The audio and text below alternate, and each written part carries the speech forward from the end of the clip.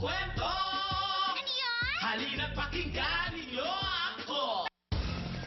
Star-studded ang selebrasyon ng ika-75 karawan ni dating Pangulong Joseph Estrada.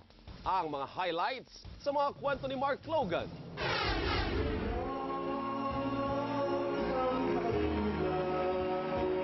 Star-studded ang happy birthday niya. May tribute na kanta ng buong pamilya.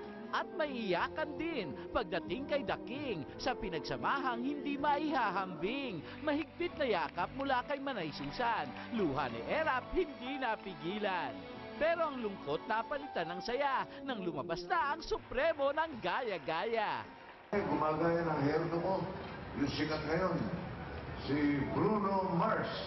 Sa speech niya, friendship nila ni Panday abot daw hanggang kabilang buhay. Wherever you may be, Ronnie, I thank you. But I'm not inclined to join you yet. At para naman kay Pinoy, nag-apply na advisor, si Birthday Boy. In case you need, because a consultant on your many love lives.